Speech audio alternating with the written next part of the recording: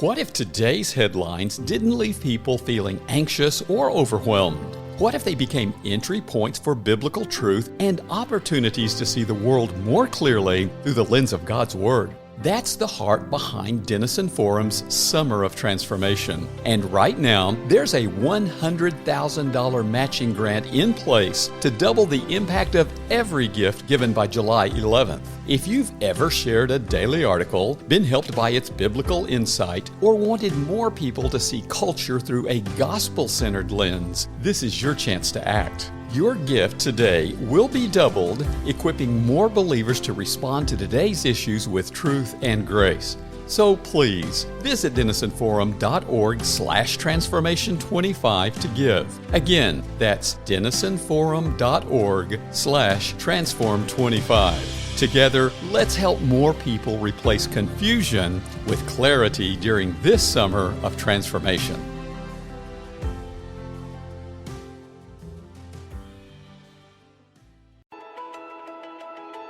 Greetings and welcome to Denison Forum's Daily Article Podcast. It's Wednesday, June the 4th, 2025. I'm Chris Elkins, narrating today's daily article written by cultural theologian, co-founder, and CEO, Dr. Jim Denison.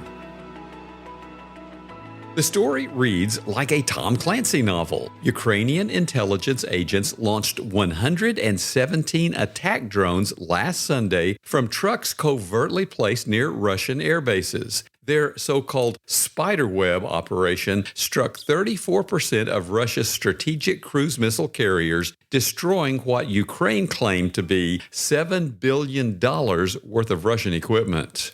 According to reports, the drones were smuggled deep inside Russia and hidden inside trucks in mobile log cabins. The cabins' roofs were open remotely, allowing the drones to launch their attack on Russian military bombers. Ukrainian President Vladimir Zelensky and his country's agents managed to work for months inside Russia under the nose of the Russian FSB Domestic Security Service. One of their offices was located next to FSB headquarters in one region, for example. The agents who set up the attacks were withdrawn before the operation and are safe. A Ukrainian official said the planes that were attacked were used by the Russian military for airstrikes in Ukrainian cities. One attack deep inside Russia was staged more than 2,670 miles from Ukraine. The operation was carried out exactly 29 years to the day after Ukraine delivered dozens of the same strategic bombers to Russia, along with up to 2,000 strategic nuclear warheads with 176 ICBMs in exchange for a promise not to be attacked.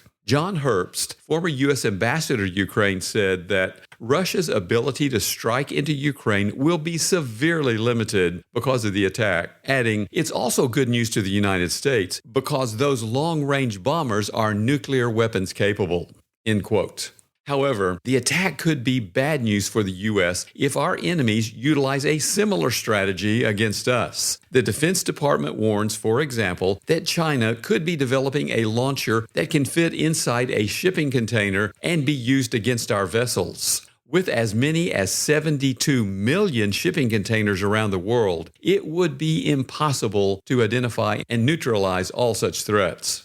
Chinese interests have been buying large amounts of farmland next to important U.S. military bases. They could be staging grounds for drone swarms that could make the Ukraine attacks pale by comparison. According to one defense expert, it's only a matter of time before Ukraine's tactic is taken up by Russia and other hostile state actors. Ukraine claims that the operation was personally overseen by President Zelensky and Vasyl Malyuk, head of the SBU Domestic Intelligence Agency. A top official in Zelensky's government stated, quote, "This is exactly what wars of the future will look like." According to President Zelensky, the spiderweb's attack took 1 year, 6 months, and 9 days from the start of planning to effective execution. Last Saturday, no one in Russia knew what would happen to their military the next day. This fact illustrates the unwarranted extrapolation fallacy that assumes the future will be like the present. The reality is that unseen factors are always at work today and will change the world tomorrow. This can be negative or a positive reality, sometimes at the same time.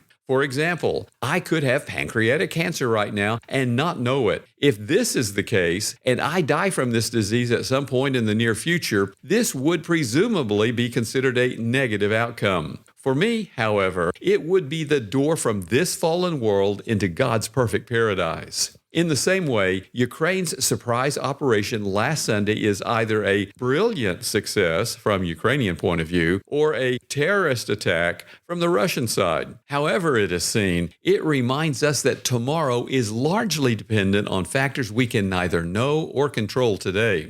This is why Scripture warns us in Proverbs 27, verse 1, "Do not boast about tomorrow, for you do not know what a day may bring." The only way to prepare ourselves for such an unpredictable future is to align our present lives with the will and purpose of God. Here's why. The God who created time and transcends it can see tomorrow better than we can see today, according to Psalm 90, verse 2, and Exodus 3, verse 14. In His perfect will for us, as noted in Romans 12, verse 2, He incorporates factors unseen to us and prepares us for the day they affect us. Romans 8:28 reveals that He redeems the bad for good and uses all things to advance His kingdom in the world, referencing Daniel 2, verse 44. When we are aligned with His will today, we position ourselves to participate in His providential and sovereign rule of the universe. As Jesus warned us in John 16, verse 33, this does not mean that bad things will not happen to us in this broken world. But it does mean that even the bad that comes to us is used by our omniscient and omnipotent Father for His glory and our good. Our problem, revealed in Genesis 3, verse 5, is that we want to be our own kings, ruling our own kingdoms. Our will to power is at the heart of our fallen human nature. We deceive ourselves, and we're deceived by Satan, to believe that we have agency and control over our lives that we do not. But when we dethrone ourselves and enthrone Christ as our King, as we read in Matthew 6, verse 33, by submitting our lives to His Spirit, noted in Ephesians 5:18, He uses our present faithfulness, though perhaps unseen by others, to change eternity. For example, because God is not bound by time, He knows tomorrow the prayers you are praying today and is responding to them in ways you will not see until Thursday. He even knew yesterday what you would pray and do today and responded on Tuesday to your obedience, or lack thereof, today. Corrie ten Boom encouraged us, quote, "Never be afraid to trust an unknown future to a known God." When she was trusting and serving Jesus faithfully while imprisoned in her Nazi concentration camp, she could not know that her obedience would lead one day to a global ministry that has influenced millions. But God knew.